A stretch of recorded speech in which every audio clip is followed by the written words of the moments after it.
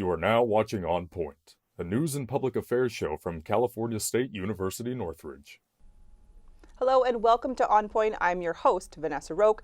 Today we'll be talking about animal shelters. Animal shelters in Los Angeles face a number of challenges like underfunding as they rely on government funds and donations, overcrowding which can lead to disease and a negative environment.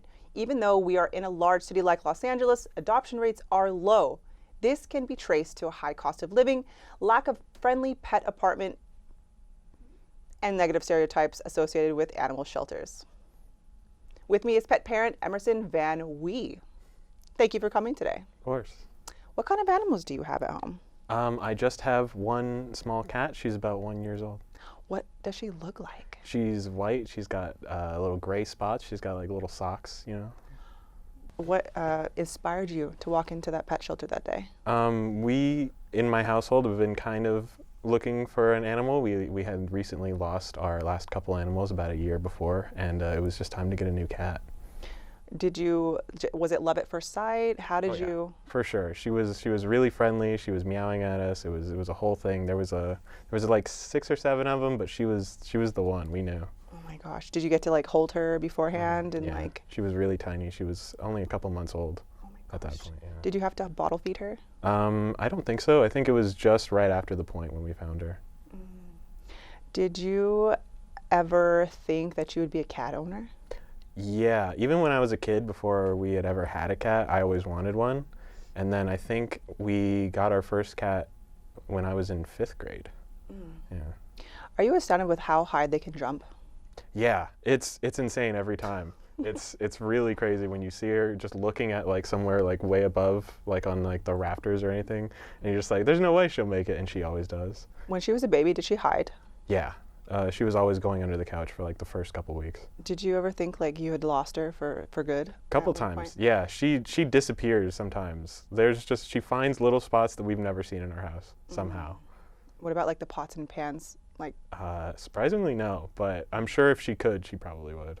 I'm telling on my cats right now, they would hide in the pots and pans cabinet. It's not cool. Yeah, it's terrifying. Okay.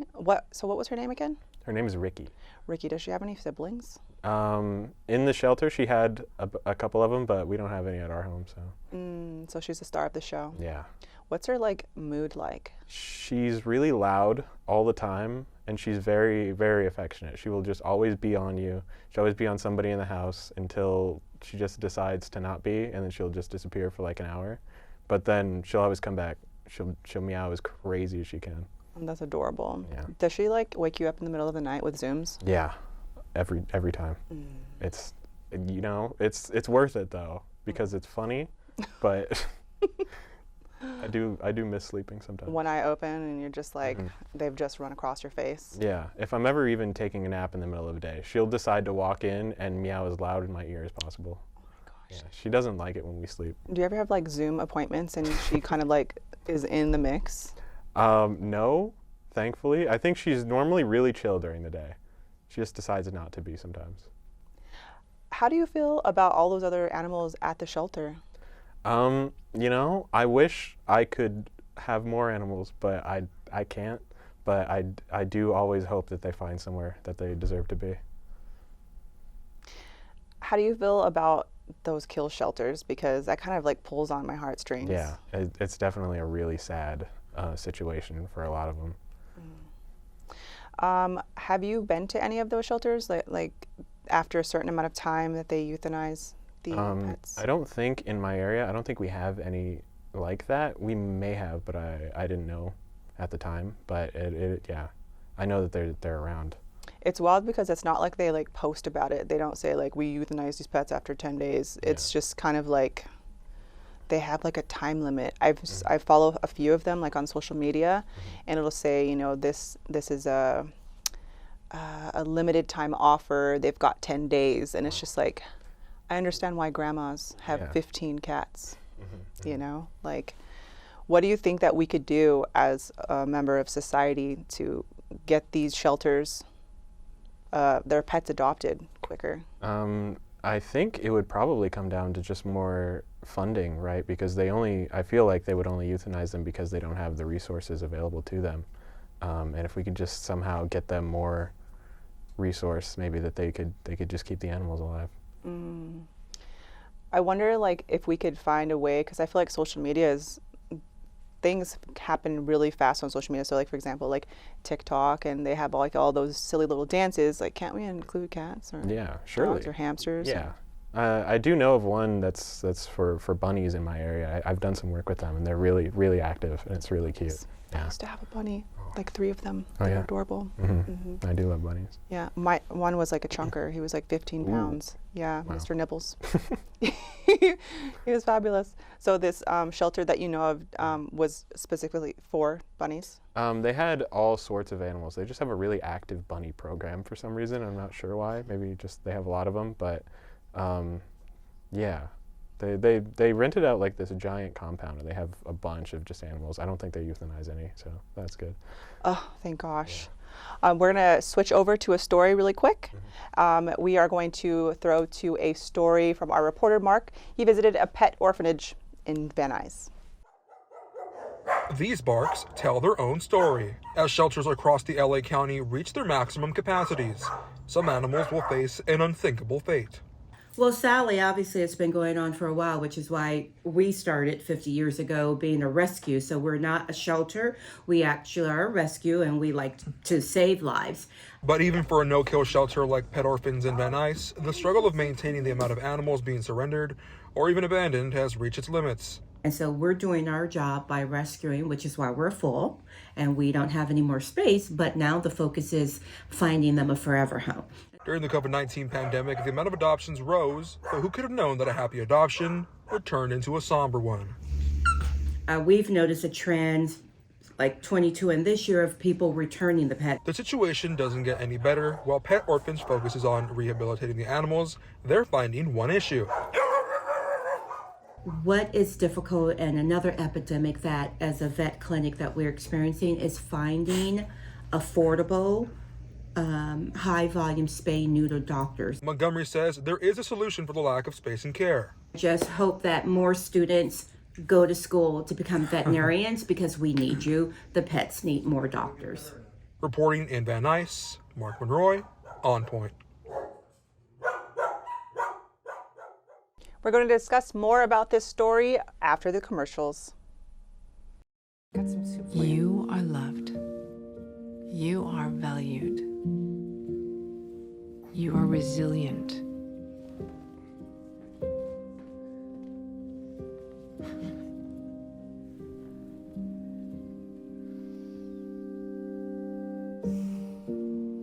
You got this. You are there for them. We are here for you. Find free care guides at aarp.org/caregiving. Owen, when you came into my life, it was a whirlwind. I just can't do it. We didn't know what the future would hold, but we knew you would always be a part of it. Adopting you was the best decision in our life. And I am so proud to call you my son.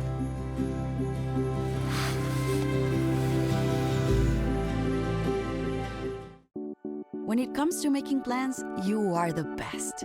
What about those barbecues you plan in detail for your family? Or your daughter's first costume party? It was out of this world. The same way you plan each detail for those moments, start planning to protect you and your loved ones from a natural disaster.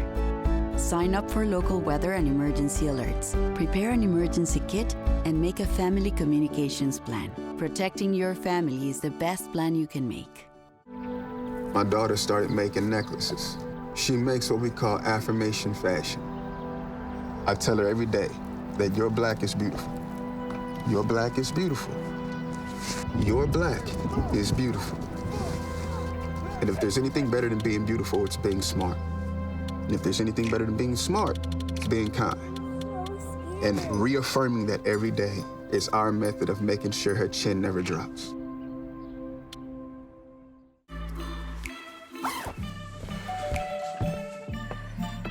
Yo, camping buddy.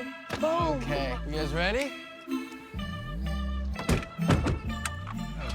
Dude, I thought you were driving. I thought you were driving. Oh, I never said I was driving.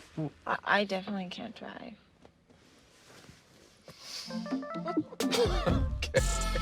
If you're high, just don't drive. It's illegal everywhere. If you feel different, you drive different. Meet the scan, a simple procedure whose mission is to detect lung cancer early.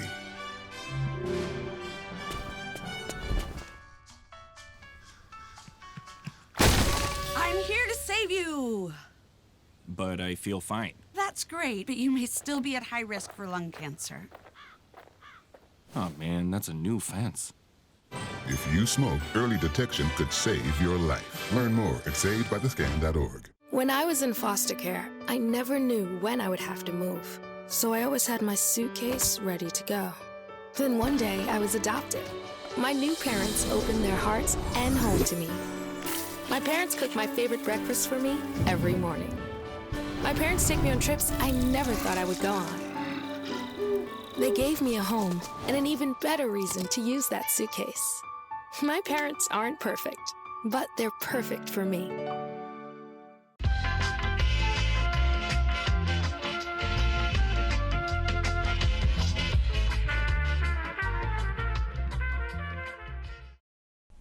How did you feel about that package? It was really enlightening. Story. Yeah, it was enlightening. It was nice. That woman was the director over at the shelter that reporter and I visited earlier today, and it sounds like she's swamped with the amount of animals that they can take in. How do you feel about knowing that they're swamped? Yeah, I mean, it is really sad, and you know, you can't really help it. They're animals, you know. They don't know what's going on, right? Yeah. We spoke with somebody there at the shelter. She works there, and she said that people are just showing up sometimes with the cats in boxes, and it's like a mama cat with the babies. Like, how would you feel working there? Probably just as swamped as everybody else. I mean, it sounds like it's really active and really, really difficult to do. And yeah, I don't know how I would feel. It would just be like really. I would feel so responsible for every animal there. In regards to her mentioning that there should be more people looking forward to becoming a veterinarian, is that something that you've ever thought about trying in your scope? Yeah, a couple times, especially as like a kid, when you don't know what you want to do, you just kind of know that you like animals, and you're just like, oh, maybe I can be a vet. Maybe, you know, it always feels nice to like want to help them. Not anytime recently though, because you know, but I definitely would if I had the power. Do you know anybody that wants to become a veterinarian? I think I know a couple people that would be willing to if they weren't already in like different careers. I know a lot of people that have definitely considered it. What was their like decision towards not? I'm not really sure. I don't know them that well, but everybody I think always loves animals, and they're always like, oh, maybe I could be a vet. I think it's always in the back of everyone's mind at least once. If you were to work there at the shelter, how do you feel like you would conduct your daily business, like to keep your morale up? Because it seems like it'd be really like hard. Yeah, it would be really difficult. I would probably just have a routine. Probably I would connect with the animals as much as I possibly could without getting too attached, I guess. And I would just be happy knowing that I was helping them, I think. Going back to your adoption with your baby girl, how was that process? Was it easy? Did you have to like do a background check? Did they were like, what kind of a cat dad are you gonna be, sir? Yeah, I don't remember if they did a background check or not, but it was a really easy process. We just kind of showed up, picked, you know, one or two that we kind of wanted, and then we just sort of, I think about a week later we went back and we picked our little girl, and then we just took her home. It was pretty easy, really smooth. Do you think this process was easy in regards to adopting? Like, do you think that was easy? Yeah, I think it was a lot easier than maybe people even think it would have been. Like, it was really just show up, you know, find the cat that we wanted, and then we just kind of took her home. It wasn't anything complicated at all. In this story that we just saw, she mentioned how like a lot of people were experiencing, like during COVID times, we were all kind of in a lockdown, and that a lot of people had adopted cats and dogs and other animals. And now that life has somewhat come back to normal, that a lot of these animals ended up back into the shelter. Like, do you know anybody that, or did you see online people posting that, oh, I've got a new, you know, it got a little new edition, and and now those stories are like silent. Yeah, I knew a couple people that got animals during COVID, but I don't think I've ever seen anybody personally take them back. But I was surprised to hear that's what people do. The adoption process. I'm wondering have you ever been to like one of those places that the shelters throw? It's kind of like a little event where they've got multiple animals out there. Do you think those are like helpful or? Definitely, yeah. I think, especially if they get it on social media and they like market it enough for people to actually see. I think seeing all the animals at the same time, they're all playing, you see all their personalities all at the same time, it's kind of a lot more helpful than just like seeing them in a cage or anything. So I think those events definitely can help. I feel like, what if we could just throw some kind of like carnival or something, make it like a party, you know, make it fun, and then like bring their little pets and make this more mainstream. So it's, have you seen stuff online from shelters like around here in particular? I don't think I have. I don't think it's ever come across my feed, but besides the one that I had worked with previously. But I know that they do some things like that sometimes, where they just kind of let all the bunnies run together and have fun and just let people watch. What about those dojo videos on?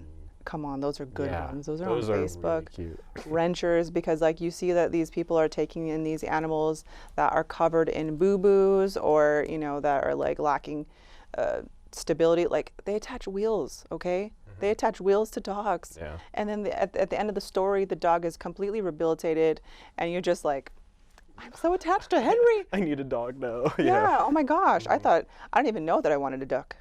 Like that kind of story.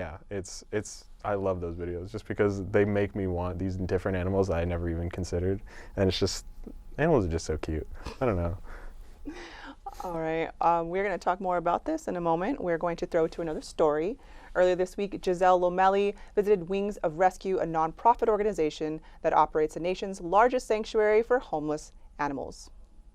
Today, we're here at the Guardian Jet Center in Ontario, California, where nonprofit organization Wings of Rescue will be transporting dogs from Riverside to Madison, Wisconsin, for a second chance in finding their forever home. Wings of Rescue has traveled to 13 countries saving endangered animals from overcrowded shelters and natural disasters.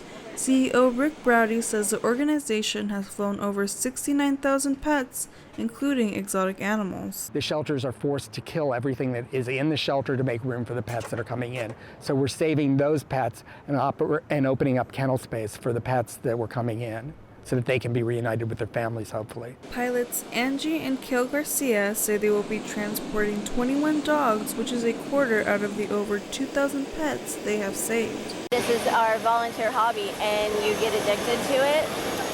It's so much fun. So for 15 years, we've just continued filling the back of our plane. We started with a little plane and a bigger plane, and now we got it. CEO Rick Browdy says people need to practice good animal care and treat them humanely because they are more than just pets. When you're bringing pets to people for they can be adopted, you're bringing solace, you're bringing companionship, you're bringing love. Wings of Rescue will be taking flight again this Saturday, saving 101 pets. I'm Giselle O'Malley. I tell my son, I love you every single day. Now, my dad has never said that to me. Not because he doesn't love me, but because culturally it wasn't comfortable for him. Now that he's a grandfather, he says, I love you to my son every time he sees him. My advice to all the fathers out there, forget the cultural restrictions. They grow up way too fast for you to waste even a single precious moment. When I was 10, my mom got deported. We had a difficult time, and I feel that's why I didn't get to finish school. My husband is really supportive in a way that he pushed me to go back to school. She wants to have a career so her kids can look up to her. They both keep me motivated to go to school, and they see that if I do it, like they can do it too, you know? I feel that everything's possible. Find free adult education classes near you at finishyourdiploma.org. There are 16 million children struggling with hunger in America. That's 1 in 5 daughters, sons, neighbors, and classmates who don't know where their next meal is coming from. yet billions of pounds of good food go to waste every year. It's time we do something about it. Feeding America is a nationwide network of food banks that helps provide meals to millions of kids and families in need. Visit feedingamerica.org to help them feed even more. Together, we can solve hunger. Together, we're feeding America.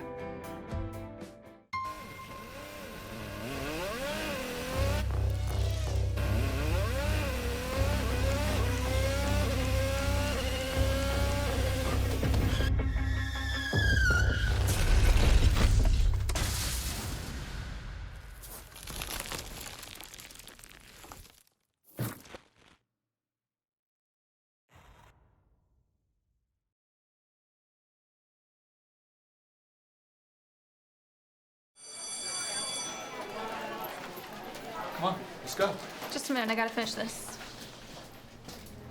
Wait, you're gonna post those pictures of Mary? Yep. She thinks she's so hot. But her mom and dad will see them.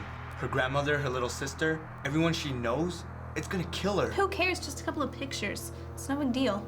No big deal? Don't. This has gotta stop. Hey guys, it's me, Isabella Gomez, filling in for Smokey Bear because he's got more to say than just... Only you can prevent wildfires. Like, if you're outside enjoying a barbecue, don't let a hamburger distract you from fire safety. Make sure you aren't dumping your hot coals or ashes onto the ground because that could start a wildfire.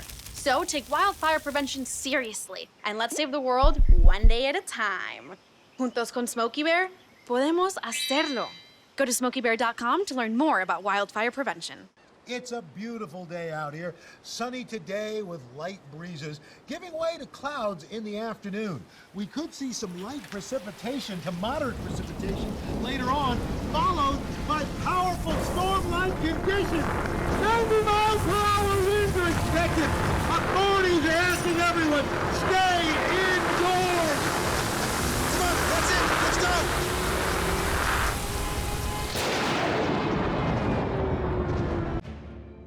I came to CSUN to learn. I came to CSUN to grow. I came to CSUN to prepare. I learned to ask, to analyze, to communicate. I grew as a writer, a thinker, a citizen. I left CSUN prepared to participate, prepared to contribute, prepared to lead. Aloha, I'm Linda Lingle, and I'm a matador.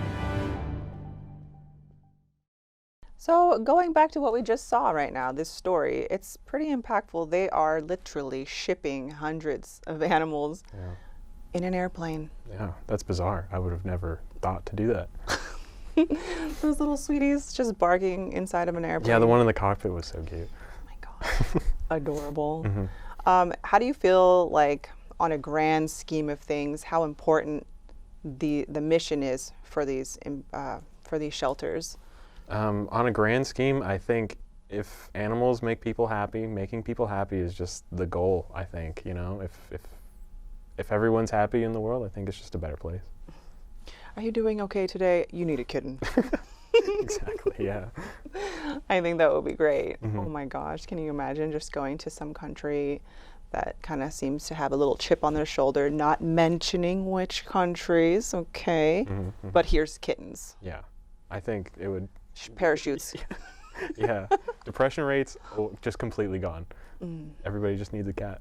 I feel like I want to bring up the happy stuff because the death part is it's so intense to know that, you know, first of all, we live in California, right? So there's a bunch of homeless people. Right. So now we've got homeless pets, but what's wild is that these ones are being euthanized. It's like, that's real, that these things are living human creatures. Human, okay, come on, we're fur family. We know, we know. Yeah. They speak to us. We understand. In ways that... Yeah. Everybody who's ever had a pet knows that their pet understands them on the deepest level. You're cooking food in the kitchen and you know that they know. Yeah. We speak the same language, they're just meowing it, and that's the difference. Absolutely, and I think that's valid. Their voices are heard. Yeah, definitely. All hours of the night. Absolutely, with those zoomies. Yeah. But with the death thing, like, could we find a way? Like, if you were a government official, what would you do? Or what would you want to do? As a government official, I don't know necessarily what I could do, only because I don't know what government officials do. But I do know, as just a citizen, I feel like if everybody just kind of spent more time realizing how big of a problem it actually is that there are like homeless animals and everything, I feel like every little bit, even just like one in like 100 people, if they just decided to help when they previously weren't, it would definitely make the problem smaller, you know? Mm-hmm. What about like artists? You see like how like Taylor Swift can come to, you know, California and just like sell out and all that stuff. Can you imagine if she were to just plug in, hey, we've got Henry over here? Yeah, it would be just Taylor Swift making one post a week saying, hey, adopt a cat. I think millions of people are adopting a cat. It's just that easy. She just needs to do it. Yeah, Beyonce's next. Mm-hmm. Literally anybody, really. It doesn't have to, like anybody with 1 million followers, just put on your story, hey, get a cat. It's right. that easy. I feel like maybe that could mitigate some deaths and save some lives. Yeah. I want to bring up back in the day, those pet animal movies, like Bud, Bud or something like that. Yeah. You know what I'm talking about? Yeah, the basketball dog. Yeah. Mm-hmm. Yeah. Maybe to bring those stories back. Yeah, we haven't seen any like that in a while. Mm-hmm. Yeah, I forgot the type of dog he is, but the giant one. He was a big boy. Yeah, that was a whole thing. I think we had that on VHS. Anyway, not important, but yeah, just bring back good animal propaganda. That's what we need. What about people that fall in love at the pet store? We're playing a little bit of tennis right now because a little bit of good, little spice, a little bit of sweet, like because we gotta, you know, it's our heartstrings. Okay. Yeah, it can't be too sad for too long. Absolutely not. But going back to adopting, what about those people that fall in love with pets and then 2 years later they realize like, hey, puppy life, that was cute. Yeah. But I'm gonna return you now because like you're driving me nuts because you keep chewing my wires. Yeah. There is a thing where I feel like people, when they are adopting from more cruel shelters, maybe not even just more cruel shelters, but people aren't as like aware to adopt older animals. People see a dog that's like 10 years old and they're like, I don't want to adopt that, you know, because it's like it's not as cute as the puppies, or it's like maybe it's going to die soon. But it is something that I think people should keep in mind, or it's you see an older animal at a shelter, just get it. It's fine. Little angels. Yeah, they're just as valid as the tiny ones. Yeah, I never thought about that. Like somebody that's like in a, I don't know, like an assisted shelter, like a human one, that they're being like taken care of. They're older, they're on their last leg, and then they adopt a puppy. Like how selfish, like that would be fantastic to find a senior pet. Yeah, and you know, they're already grown, that you don't need to like deal with any of the puppy, you know, problems where they're just chewing all your furniture and whatever. They're a good boy, you know, even if they're 10 years old, 20 years old. Sometimes you see them like it's, you know, they should get some love too. Yeah. Well, I think that's going to wrap up our show today for On Point. Again, this is my lovely guest, and thank you for being here today.